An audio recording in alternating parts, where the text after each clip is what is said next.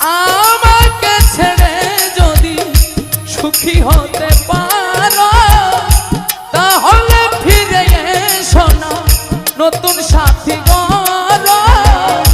ভাবতে ভাবতে জীবন কাটাবো,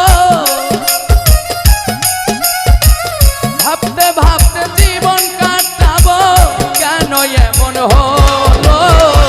নতুন সাথী পেয়ে বেঈমান গেছো আমায় ভুলে, নতুন সাথী